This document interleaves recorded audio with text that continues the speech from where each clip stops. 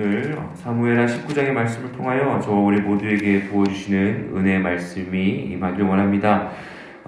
다윗은요 지금 슬퍼하고 있습니다. 아들 압살롬이 죽었기 때문에 괴로워하고 슬퍼하고 있습니다.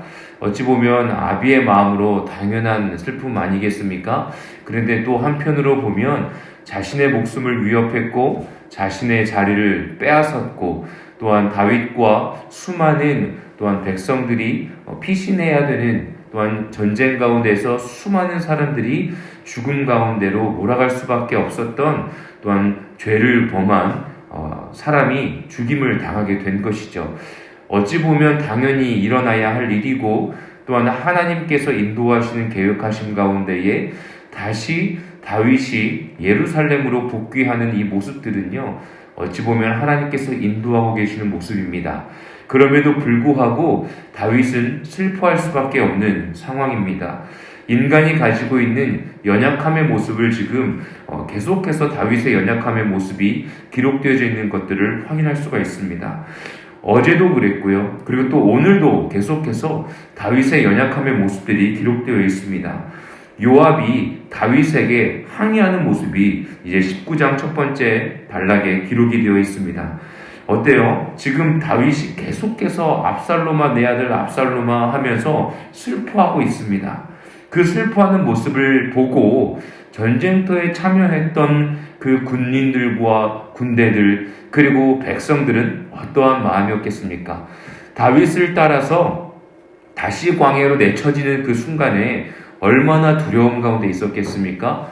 그들의 목숨을 바치면서 다윗을 따라왔는데 우리들의 왕이었고 정말로 하나님의 기름 부음 받은 왕으로서 우리의 삶 속에 은혜를 베풀어 주셨던 다윗 왕의 모습을 보고 쫓아왔던 사람들이 자신의 목숨들을 앗아가기 위하여서 칼을 겨누고 있는 압살롬 그리고 그 전쟁 가운데서 정말 목숨을 바쳐가면서 싸워서 승리했는데 그 승리에 대해서 격려해주지 아니하고 슬퍼하고 있는 다윗의 모습에 백성들은 어떻겠습니까?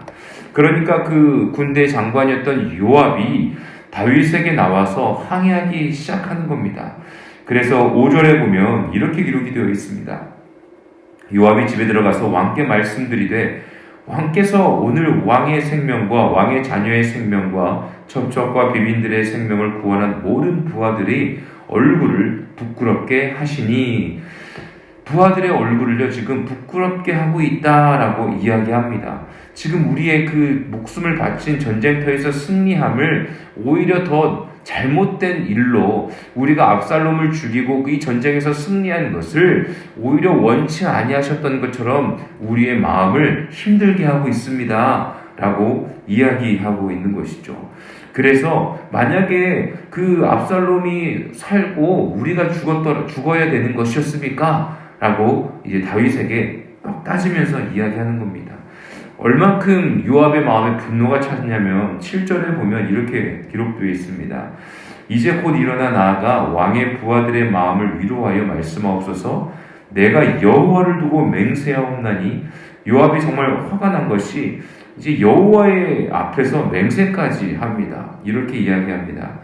왕이 만일 나가지 아니하시면 오늘 밤에 한 사람도 왕과 함께 머물지 아니할 것입니다. 그러니까 이제 왕이 우리의 마음을 위로하지 않고 왕의 어떤 그 채통을 다시 세워서 이 전쟁 가운데서 승리함을 이 백성들을 위로하지 않으면 이제 한 사람도 당신과 함께 할 사람이 없습니다라고 이야기하는 것이죠. 그러면서 이렇게 또 이야기합니다. 그 화가 왕이 젊었을 때부터 지금까지 당하신 모든 화보다 더욱 심하리이다 하니 어떻게 보면 완전 저주를 내리고 있는 겁니다. 당신이 젊었을 때부터 경험했던 그 화, 사울에게 쫓겼던 그 어려움들, 그 모든 것들보다 더 앞으로 어려움을 겪게 될 겁니다 라고 이야기합니다. 그 이야기를 듣고요 8절에 보면 왕이 일어나서 성문에 앉습니다. 그럴 때 이제 백성들이 왕에게 이야기하는 것이죠. 와, 이제 왕이 이제 앉아 계신다 하니까 모든 사람들이 다 왕 앞으로 나오게 되어집니다. 그리고 난 다음에는 이제 이스라엘로 다시 복귀하는 장면이 기록되어 있습니다. 이 장면이요, 어떻게 느껴지십니까?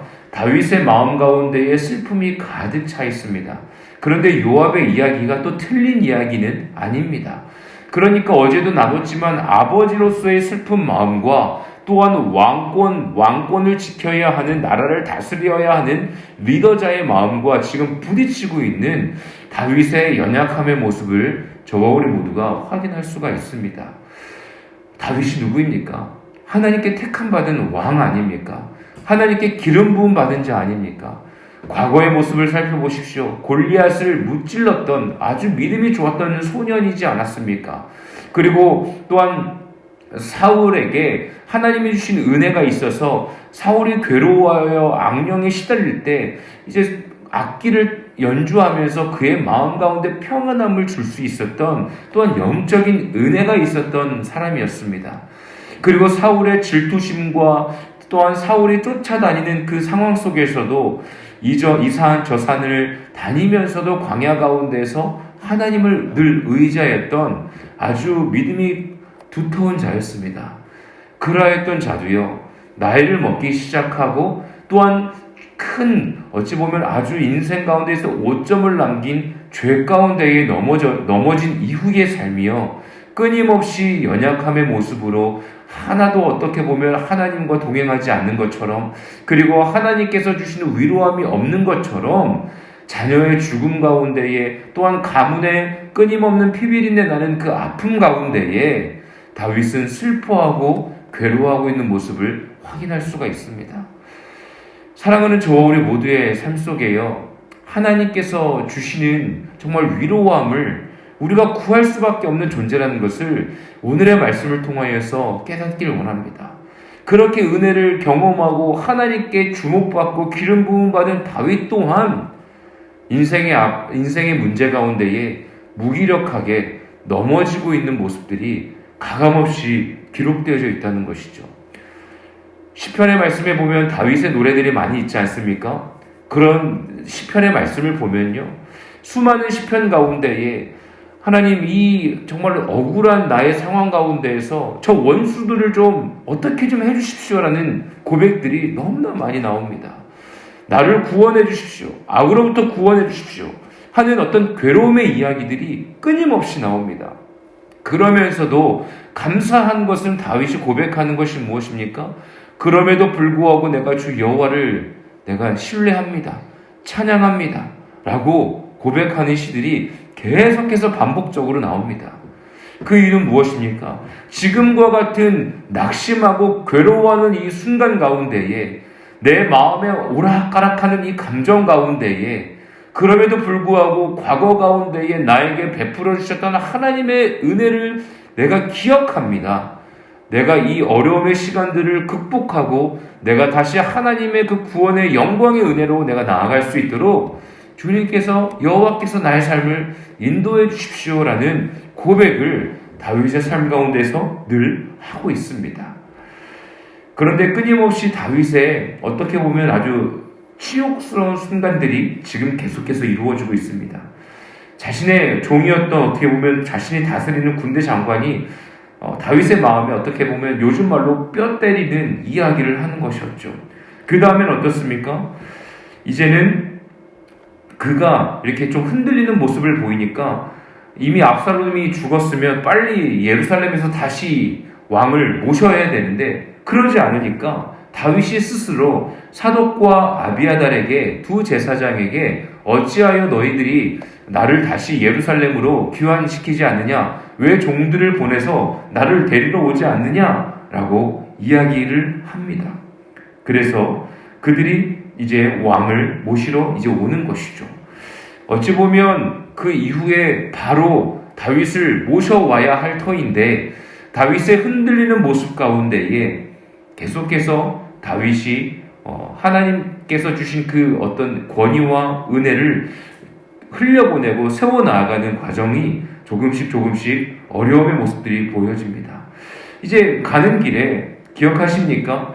시므이라는 사람이 다윗이 도망갈 때에 바후림에서 나와가지고는 이제 막 욕하지 않습니까? 사울의 핏줄인 시므이가 다윗을 저주하는 장면이 16장에 기록되어 있죠. 사무엘하 16장에 기록되어 있는 이 이야기가 다시 나옵니다. 시므이가 다윗 앞에 나와가지고는 이제 용서해달라고 비는 것이죠. 도망갈 때의 다윗의 모습 가운데에서는 이제 막 저주를 퍼부었는데 다시 왕으로 돌아가는 그 과정 가운데에 시므이가 왕 앞에 엎드려서 자신의 목숨을 살려주십시오라고 이야기합니다. 그럴 때에 이제 스루야의 아들 아비새가 다시 이야기합니다. 저자는 그때도 우리를 저주한 사람이지 않습니까? 어떻게 여호와께 기름 부음 받은 자를 저주할 수가 있습니까? 저자를 죽이십시오라고 이야기할 때에 다윗은 그냥 그를 내버려 둡니다. 아니, 그냥 내가 너의 목숨을 죽이지 않을 거다. 내가 맹세한다 라고 이야기합니다. 다윗은요, 지금 그 어떠한 상황도 어떠한 이야기들도 그의 마음 가운데에 들어오지가 않습니다. 그의 삶 속에는요, 지금 아무런 힘이 없는 것이죠. 그리고 사울의 또한 손자였던 무비보셋이 등장합니다. 무비보셋은 어떠한 자였습니까? 16장 또 보면은 이제 시바가 와가지고 다윗의 마음, 어려운 가운데에 있을 때 다윗의 마음을 막 헤쳐놓죠. 다윗이 그래도 요나단, 정말로 사랑했던 친구 요나단의 아들인 무비보셋에게 그 모든 것들을 허락해주지 않았습니까? 그런데 무비보셋이 자신의 왕위를 또한 노린다라는 이야기를 시바가 거짓말로 하죠. 그리고 마음이 상했던 상황 가운데 무비보셋을 만납니다. 그랬을 때 무비보셋이 수염도 안 자르고 옷도 빨지 아니하고 정말로 다윗 왕을 기다리고 애통하는 마음으로 그에게 이야기하죠. 나의 종인 시바가 나를 왕과 함께 이간질했습니다. 그 이야기를 듣고요, 다시 또한 그에게 시바와 왕 땅을 나누라고 이야기합니다. 지금 이 모든 모습들이요, 다윗의 모습이요, 어떤 왕권으로서 힘있는 모습들이 기록되어 있는 게 아니라 계속해서 끊임없이 자신의 어떤 연약함의 모습을 보였던 상황들, 자신을 배신하였던 어떤 이간질하였던 자신의 마음이 어려운 가운데 흔들렸던 그 상황들을 다시 보게 합니다. 만나고 싶지 않은 사람들을 다시 만나게 하십니다. 그리고 자신의 마음을 흔들어 놓았던 그 시바의 이야기에 내가 이렇게 또한 속았구나. 내가 총명하지 못해서 그 모든 일들을 제대로 판단하지 못해서 무비보셋을 또한 의심했었구나. 시바의 그 이야기 가운데 내 마음이 너무나 낙심하고 흔들렸었구나. 라는 이야기들을 계속 듣게 됩니다. 그리고 함께 하고 싶었던 사람들, 이제 바르실레에도 자신의 나이가 많아 이제는 고향으로 돌아가고 싶다라는 이야기를 하게 되어집니다. 마지막도 단락에 보면 40절부터 43절까지는 이제 남북의 분쟁이 서서히 이루어지기 시작합니다. 끊임없이 다윗이 하나님의 기름 부음 받고 택함 받은 존재로서 무언가 조금 더 계속해서 복된 은혜가 좀 기록되어졌으면 좋겠는데 죄의 결과의 모습들로 흔들리는 모습들이 끊임없이 기록되어져 있는 모습들을 우리가 확인할 수가 있습니다. 그러기에 우리가 이 새벽에 나와 기도하는 것 아니겠습니까? 그러기에 우리가 우리의 시선을 들어 주님의 말씀 가운데에 묵상하고 기도하고 주님께 경배하며 하나님, 나의 삶 속에 이러한 낭망의 시간들이 찾아옵니다. 아픔의 시간들이 찾아옵니다. 하나님께 택함받은 다윗 또한 이러한 어려움 가운데에 자리를 박차고 일어나 하나님이 주신 은혜의 길로 나아가서 다시 한번 이스라엘 가운데에 하나님의 영광의 은혜를 흘려보내는 리더자의 모습이 회복되어야 할 터인데 여전히 어려움의 모습이 있는 것처럼 주님, 저도 한낱 정말로 연약한 존재인데 그러기에 주님의 보호하심이 필요하고 주님, 내가 깨어서 주님이 인도하시는 길로 내가 나아가야 되지 않겠습니까? 라고 기도할 수밖에 없는 우리의 인생이지 않습니까? 사랑하는 저와 우리 모든 성도님들의 삶 가운데에요, 하나님의 말씀을 붙잡고 나아갈 수 있는 믿음의 자녀 되길 원합니다. 다윗의 상황처럼 어떻게 보면 우리의 삶이요, 다윗보다 덜할 수 있습니다. 아니요, 어찌 보면 같은 어려움이 있을 수 있습니다. 더한 어려움이 올 수도 있습니다. 하지만 예수 그리스도의 십자가의 은혜가 이 모든 어려움들과 모든 악한 것들을 끊어주셨고 우리에게는 새로운 생명을 허락해 주셨다는 진리를 깨닫는 저와 우리 모두가 되어지길 원합니다. 그리하여서요, 우리의 삶을 주님께서 인도하여 주십시오. 어려움 가운데 머물러 있는 것이 아니라 하나님께서 이렇게 주신 복된 은혜로 우리가 나아가고 싶습니다. 주님의 나의 마음을 깨워주십시오. 나의 그 모든 상황을 뛰어넘을 수 있는 믿음을 허락하여 주십시오.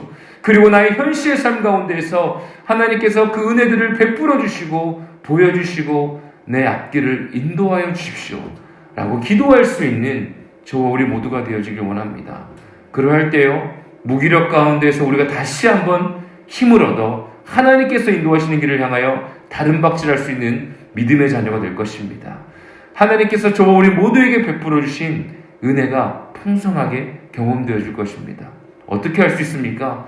예수 그리스도의 이 땅의 시련과 또한 이 땅 가운데서 이루어주신 그 은혜의 사역과 십자가의 완성된 복된 은혜로 말미암아 제자들은 변화되었고 끊임없이 땅끝까지 복음을 전하며 기쁨으로 승리하는 삶을 우리에게 보여주지 않았습니까? 하나님께서 저와 우리 모두에게 그러한 은혜를 베풀어 주실 것입니다. 저와 우리 모두의 삶 가운데에 하나님의 영광의 은혜가 풍성하게 열매 맺으시기를 예수님의 이름으로 간절히 축복합니다. 아멘.